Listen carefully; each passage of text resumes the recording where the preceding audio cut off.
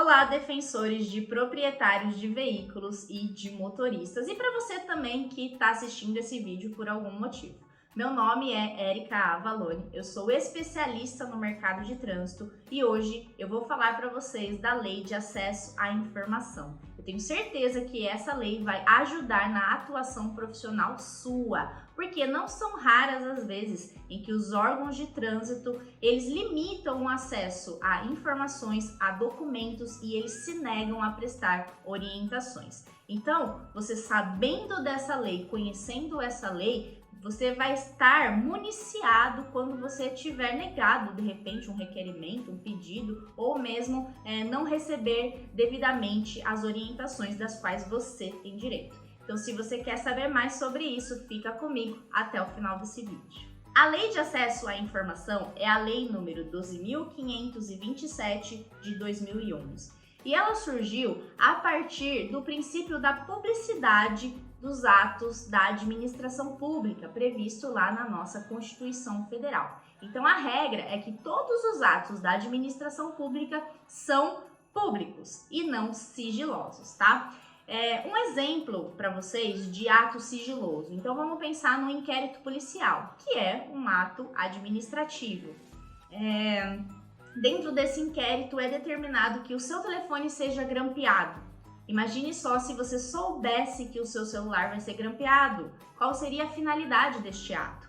Então, aí nós temos um ato que é sigiloso, tá? Então, a regra são que os atos são públicos, tanto o fornecimento de documentos, informações e orientações. A exceção é o sigilo, tá? Então, assim, sendo todos esses, informações, documentos e orientações públicos, aonde deveriam estar esses atos? Estampados nos sites dos próprios órgãos da administração pública, né? Ou deveria ter alguma orientação ali de como o administrado, que somos nós, podemos conseguir o acesso àquele documento. No processo administrativo de trânsito, nós não temos documentos sigilosos, tá? Nós temos documentos pessoais, né? Por exemplo, que vão ser meus ou dos nossos clientes, né? Ou seus, enfim, de qualquer pessoa que ou leve uma multa ou tenha um processo administrativo de suspensão ali, de cassação. Então, são documentos pessoais, mas que você pode sim ter acesso. E eu vou falar aqui para você como que você faz para conseguir, seja documentos, informações ou orientações. Então, de repente, eu vou pedir ali uma orientação em um órgão de uma prefeitura do interior de São Paulo, né? Eu quero saber como que eu faço para protocolar um recurso, por exemplo, né? É via sistema, é via correio, é presencialmente? Como que faz para protocolar determinado recurso de multa que é de uma prefeitura, né? De um município do interior de São Paulo? Aí eu escrevo um e-mail para eles e falo, secretário do trânsito, né? Enfim, sei lá, coordenador do trânsito. Eu gostaria de receber informações sobre como e onde eu devo protocolar o recurso do auto de infração número tal. Bom, essa pessoa que recebeu esse e-mail, ela não pode ficar inerte. Ele precisa me dar uma resposta. Ele precisa me dar informações de como eu vou fazer o protocolo daquele recurso, daquela defesa. Isso está previsto lá no artigo 7º da Lei 12.527 de 2011. Por quê? Toda vez que eu faço uma solicitação, para ter algum tipo de orientação, eles precisam me dar uma resposta, senão vai haver ofensa do artigo 7º dessa lei. Da mesma forma, eu tenho também direito de ter informações, aonde solicitar os documentos, onde protocolar. Se eles, de repente, não conseguem me fornecer esse tipo de informações, eles precisam me orientar como que eu vou buscá-las.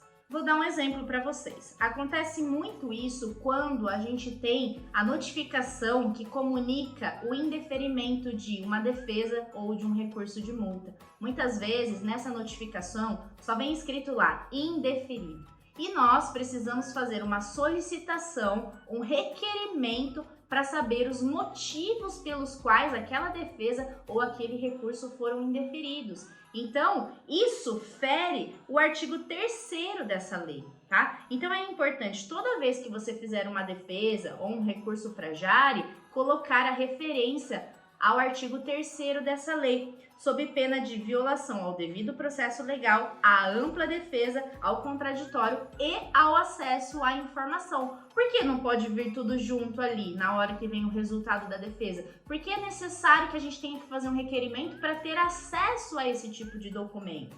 Então, coloque lá já nos seus pedidos, artigo 3º da Lei 12.527 de 2011.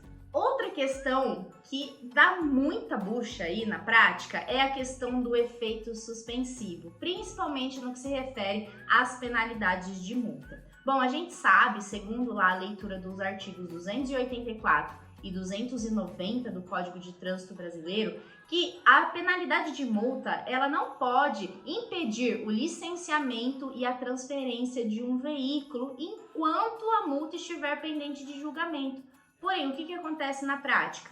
Eles exigem o pagamento da multa para licenciar e para transferir o veículo, e na hora que você vai protocolar um pedido de efeito suspensivo, que deveria ser, ao meu ver pelo menos, automático, eles não aceitam esse requerimento e eles também não fornecem nem orientações, nem informações de onde você consegue fazer esse protocolo.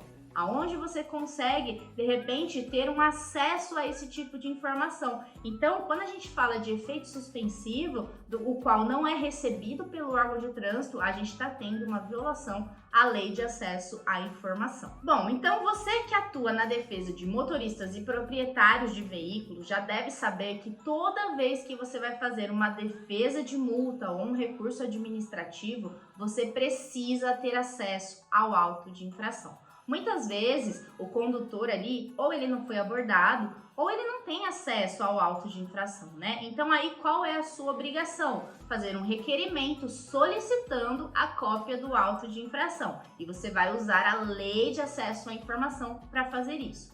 Então como que é o seu requerimento? Muito simples. Você vai endereçar para o órgão de trânsito que multou o seu cliente, né? Então você vai fazer um requerimento bem simples. Somente com o seu nome, né, a sua qualificação ali completa, né, e qual é a solicitação pretendida. Então, eu quero ter acesso ao auto de ao auto de infração ou ao processo administrativo completo referente ao auto de infração número tal. Você vai saber o número do auto de infração porque vai vir na notificação. Então, você vai pedir lá, eu quero ter acesso a microfilmagem, a segunda via do auto de infração ou processo administrativo do auto de infração número tal, tá? Então, quanto mais específico você fizer esse requerimento, é melhor, tá? Tente facilitar ao máximo a vida do agente ali que vai estar atendendo o seu requerimento, tá? Outra coisa, os órgãos de trânsito, eles devem disponibilizar a forma de como você vai fazer esse requerimento, porque a gente sabe, nós temos milhares de órgãos de trânsito, sejam eles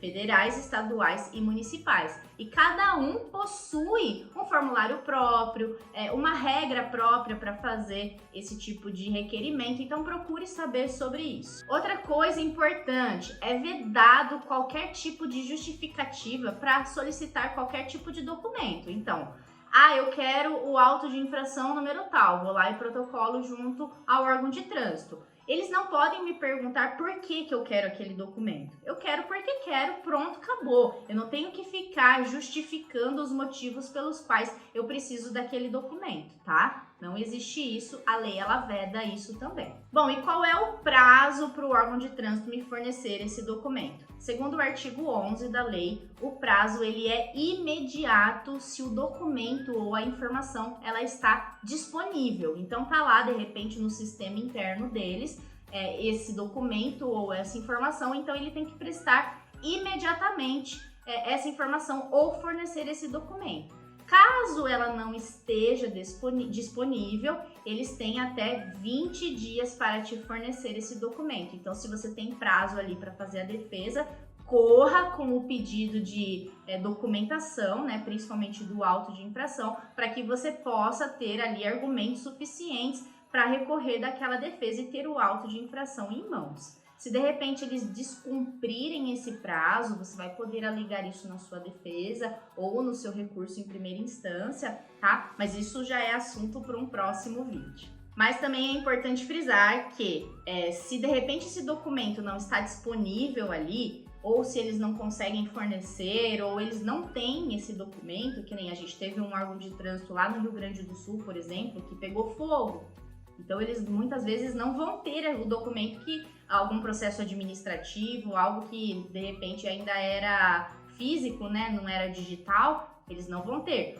Mas eles precisam dar esse retorno. Olha, Érica, por exemplo, eu não tenho mais esse documento porque o órgão pegou fogo, então eu não tenho mais acesso a esse documento. O que não pode é eles deixarem o administrado sem resposta nenhuma. A gente precisa ter algum tipo de retorno da solicitação que a gente fez, tá?